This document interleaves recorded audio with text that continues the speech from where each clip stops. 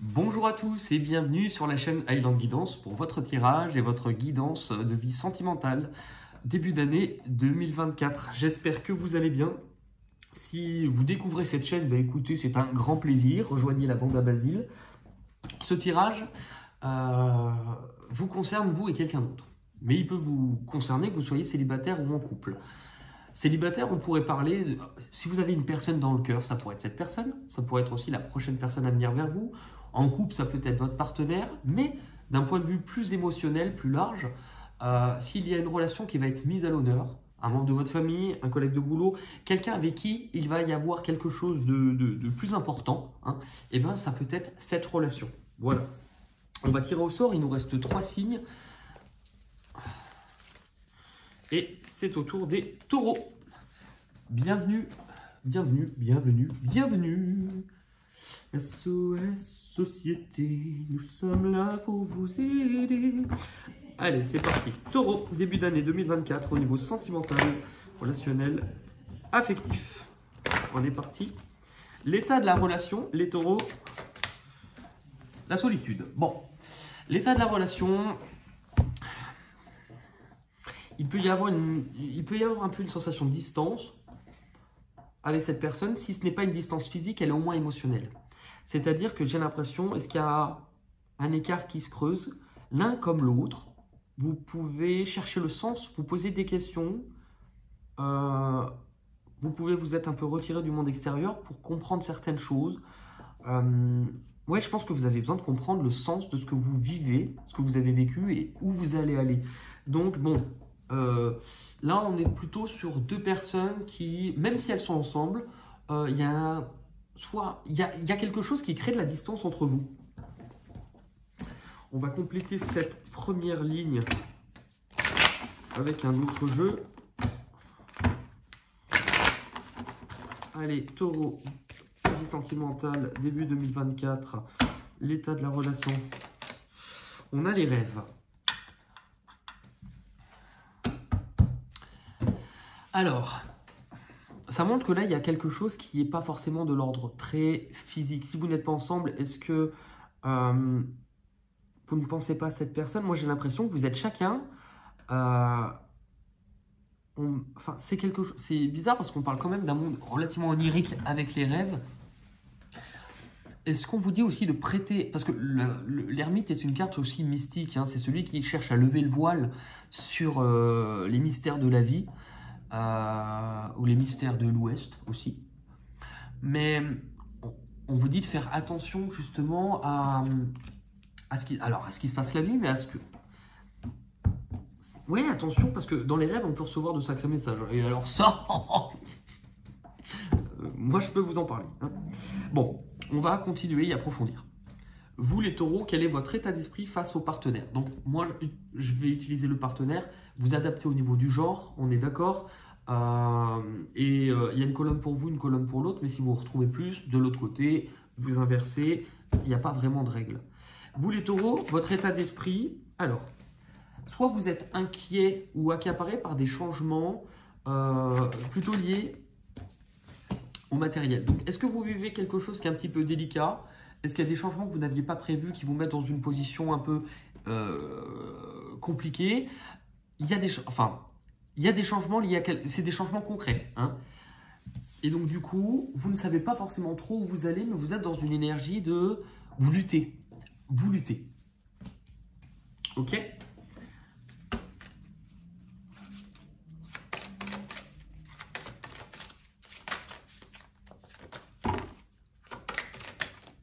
Le rejet. Ouais, il y a quelque chose qui ne se passe pas comme prévu.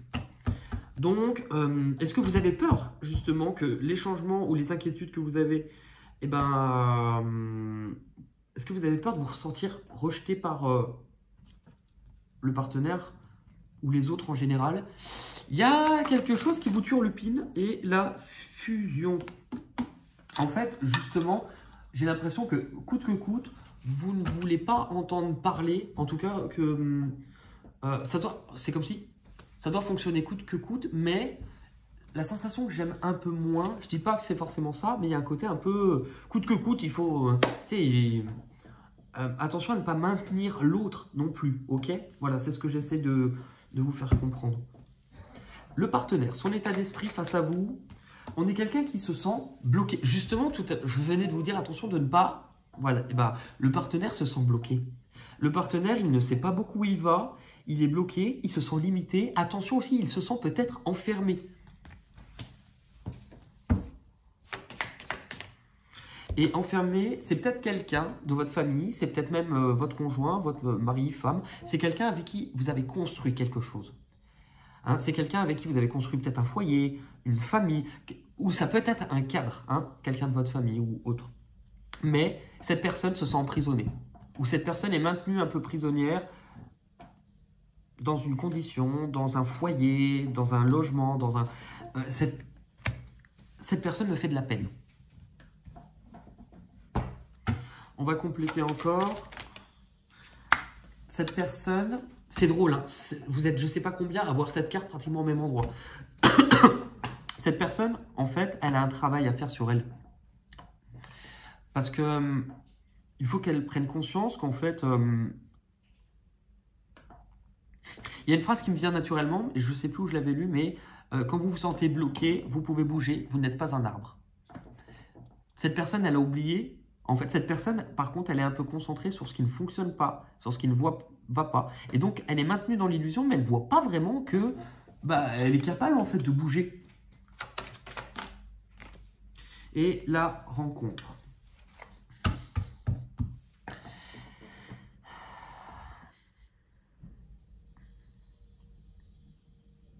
Est-ce que cette personne aussi, elle se maintient dans la croyance que finalement... soit elle ne peut pas avoir mieux, pas avoir autre chose, et puis il y a une certaine loyauté, fidélité, peut-être. Est-ce que cette personne, elle a envie de... Il y a quelque chose en lien avec un membre ou la famille. C'est particulier. Hein, mais qu'est-ce qui peut vous bloquer dans cette relation? Pour vous, qu'est-ce qui pourrait vous bloquer? La passion. Alors, attention, ce qui pourrait vous bloquer, c'est d'être peut-être trop ambitieux. Ce qui pourrait vous bloquer, c'est qu'il pourrait y avoir une opportunité que quelque chose se réveille. Alors, si c'est vous, on vous dit de faire attention à ne pas être trop ambitieux, trop emporté par le feu de ce que vous voulez. Par contre, si ce qui bloque concerne le partenaire, c'est qu'attention à ce que le partenaire, justement, n'ait pas une nouvelle opportunité ou n'ait pas quelque chose qui le réveille à lui-même et qui se rende compte que, justement, s'il se sent bloqué, il peut bouger. C'est peut-être aussi ce qu'on vous dit. Pourquoi c'est là, ça? Excusez-moi. Je me désite. Oui. Ce qui vous fait peur, c'est que la roue tourne. Ce qui vous fait peur, c'est le changement. Comment cela va évoluer? De l'autre côté, ce qui peut bloquer le partenaire, c'est que le partenaire, ce qui le bloque, c'est lui-même ou c'est son propre conflit, c'est-à-dire qu'il est en dualité, il ne sait pas où il va, il ne sait pas comment faire. C'est quelqu'un qui se pose beaucoup de questions, qui peut douter aussi beaucoup de lui ou d'elle, et qui... C'est comment je vais faire? C'est vraiment ça. Comment je vais faire? Il n'y voit pas clair. Il ne voit pas.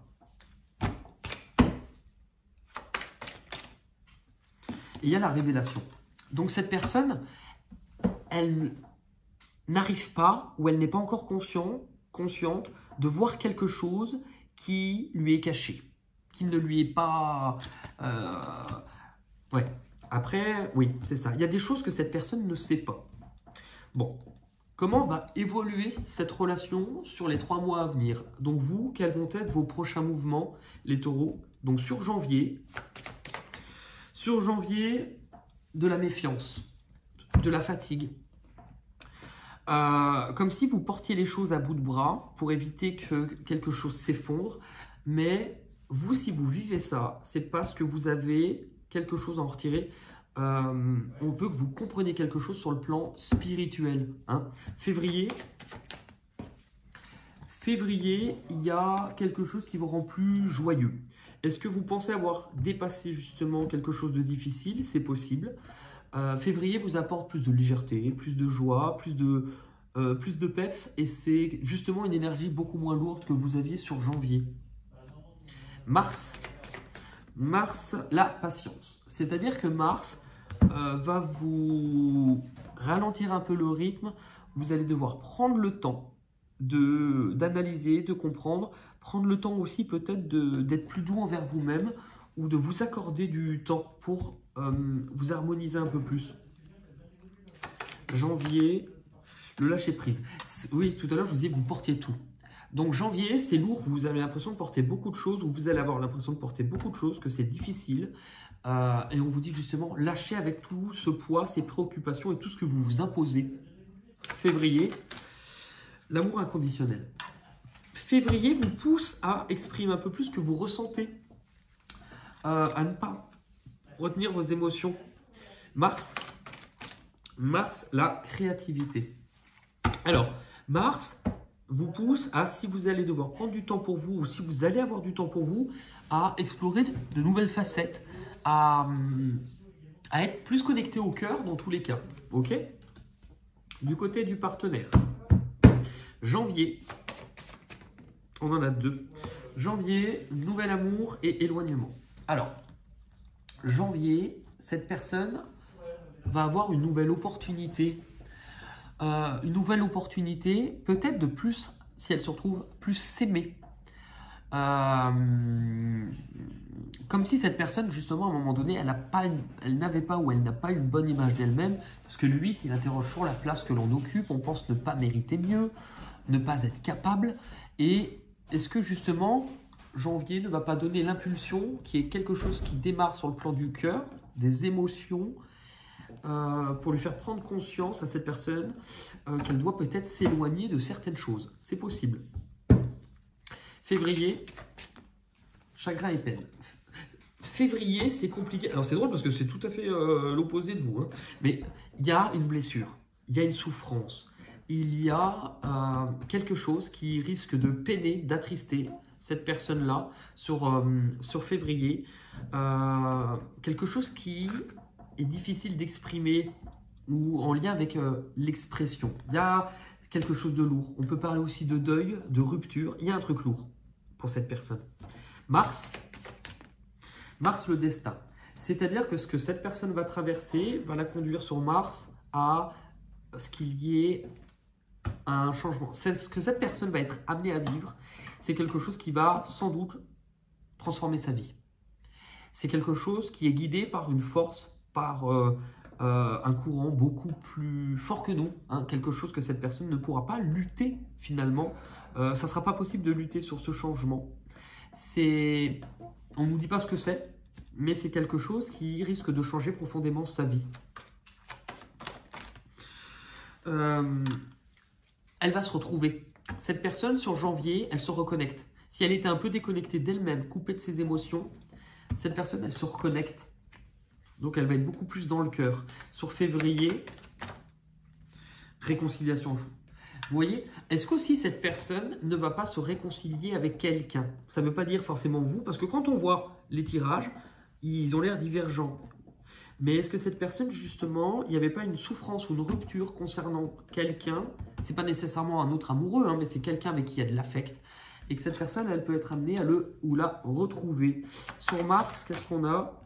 La source. Alors, je vous ai dit, le destin et la source, ce qui se passe, c'est que c'est quelque chose qui est vraiment prévu par Dieu, par l'univers, par cette énergie, ce courant cosmique, c'est quelque chose de fort, c'est guidé. C'est vraiment, il y a quelque chose en lien avec le destin, ce que cette personne est amenée à vivre, c'est quelque chose de très important. Qu'est-ce qu'on vous conseille, vous, dans cette relation ?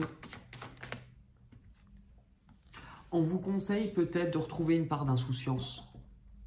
On vous conseille de lâcher prise. On vous conseille de finalement regarder maintenant ce qui est devant plutôt que ce qui est derrière.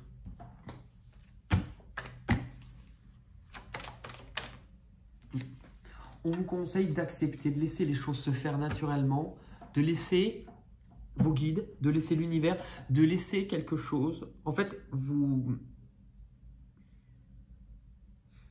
laissez les anges faire ce qu'ils doivent faire. Il y a quelque chose en lien avec le spirituel. Comme si on vous dit, reconnecte-toi à ta part spirituelle, ta part divine. De l'autre côté, qu'est-ce qu'on conseille aux partenaires ? On lui dit de mettre fin à une douleur et une souffrance qu'il ou elle subit depuis déjà un certain temps. On lui dit qu'il est temps de reprendre son bâton, de reprendre sa route, de se remettre en mouvement, que cette souffrance l'a conduit ici, mais que c'est la fin d'un cycle et d'un chapitre, et qu'il est temps de laisser les angoisses de côté, le mental trop souffrant, les nuits d'insomnie où j'en passe, mais pour il y a un temps pour vivre cela, mais il y a un temps pour se relever et pour avancer. Le poignard, vous voyez ? Cette personne, a une douleur, hein, mais elle est conduite et guidée par une force plus grande qu'elle, par quelque chose qui va la pousser à rejoindre son chemin. L'issue de cette relation jusqu'à fin mars 2024 entre vous, le succès triomphal. Il y a quelque chose. Ce qui est intéressant, c'est que ça montre qu'il y a quelque chose qui peut parler franchement. On parle, on est clair, on ne met pas vraiment les formes. Hein. Il y a quelqu'un qui va poser une action. Ça peut être rapide, ça peut être tranchant.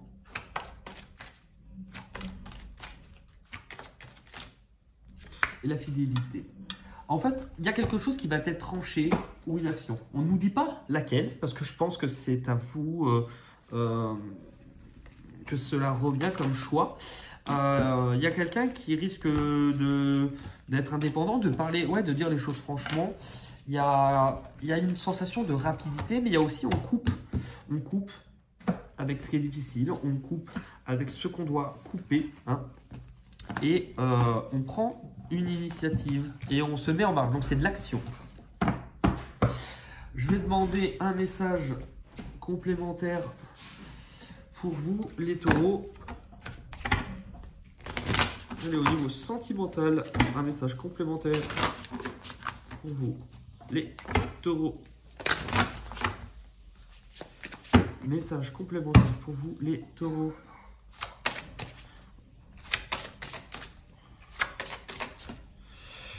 Les nœuds au cerveau. Lâcher prise, reviens ici et maintenant. Bon, ça reste quand même raccord avec le reste de la guidance. Hein. Les nœuds au cerveau. 169. Lâche prise, ici et maintenant. La solution n'est pas dans les stratégies que ton cerveau s'acharne à mettre en place. Si cette carte te surprend, c'est un appel à une prise de conscience que ton mental te joue des tours sans que tu t'en aperçoives. Ta lecture des énergies en présence des personnes est totalement biaisée. Ta réflexion est ton plus mauvais conseiller. Ton intuition n'est pas au rendez-vous. Réflexion et intuition te jouent des tours parce que ton mental est dans le contrôle et la peur. Ne fais pas confiance à ce que tu penses, à ce que tu crois, à ton interprétation de ce qui se passe, tu es dans la confusion. Cette carte te signale que tu fais faire des nœuds à ton cerveau parce que tu sens que tu perds le contrôle. Tu tentes d'y remédier en analysant tout ce qui se passe, ce qui te conduit inévitablement à des erreurs d'interprétation ou accorder de l'importance à des éléments secondaires dès lors qu'ils vont dans ton sens. C'est aussi un signal que tes émotions sont confuses. Tu sais, celles qui te permettent de répondre de manière spontanée à ce qui se passe autour de toi. Ta capacité de discernement qui te permet de faire le tri entre les vraies informations et les projections de ton imagination est en chute libre.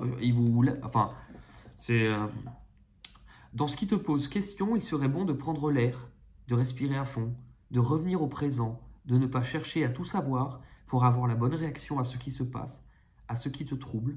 Ne t'enferme pas dans ta tête. S'il n'y a pas de solution, c'est qu'il est sûrement question d'accepter un état de fait, de patienter, afin que les circonstances, les personnes se précisent d'elles-mêmes.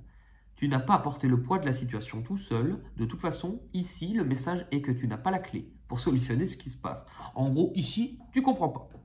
Accepte que des personnes étrangères à ce qui te préoccupe te donnent un éclairage inédit sur ta situation. Bon, ok.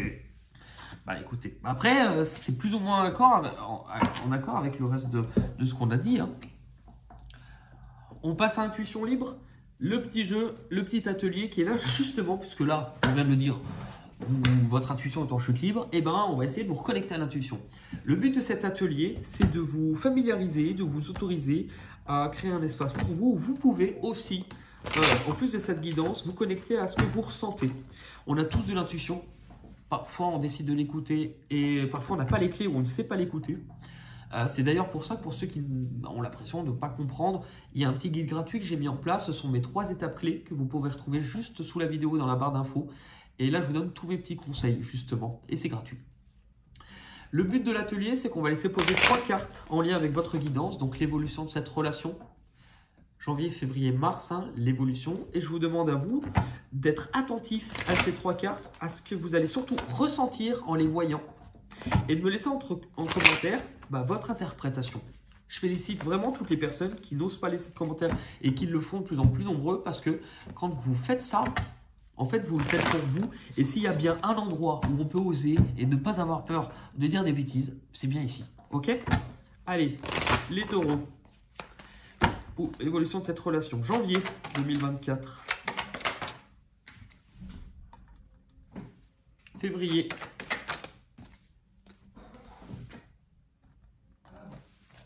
Mars.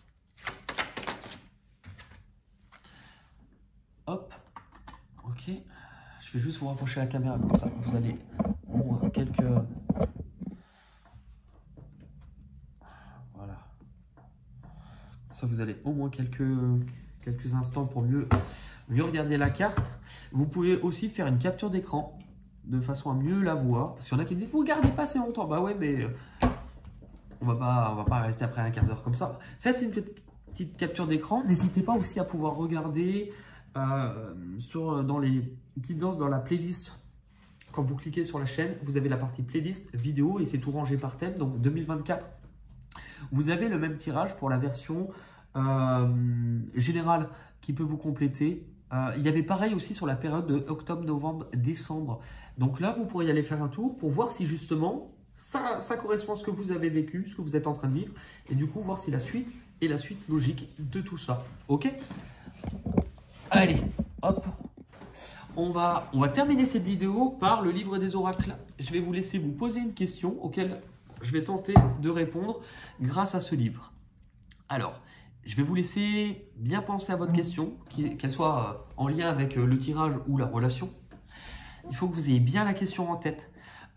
Il faut que votre question elle soit claire. Hein. Si au niveau de la phrase que vous répétez dans la tête ou que vous avez écrit, c'est pas clair du tout, la réponse ne le sera pas. Si vous vous posez 14 questions, vous n'aurez pas 14 réponses. Faites en sorte vraiment que votre question soit claire. Vous pouvez l'écrire, la dire à voix haute ou l'avoir en tête, mais vraiment la répéter, qu'elle soit bien vraiment la question bien claire dans votre tête. Si vous avez besoin de mettre pause, vous le faites et puis on se retrouve tout de suite pour votre réponse, les taureaux. Allez. La voyante dit de vous attendre à ce que la réponse surgisse au cours d'une crise. Ah bah franchement, vous avez cumulé aujourd'hui. Hein.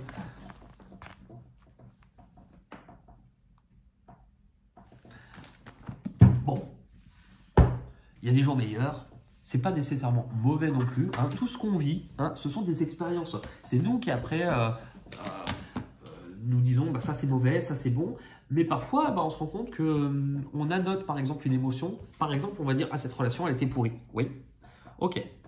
Et puis, des années après, on est dans une autre relation et puis on se dit, finalement, si j'avais pas connu ça, est-ce que je serais à même d'accepter de profiter de ce que j'ai? Vous savez, par exemple, c'est comme le soleil. Si on avait connu que le soleil, on saurait pas vraiment ce que c'est.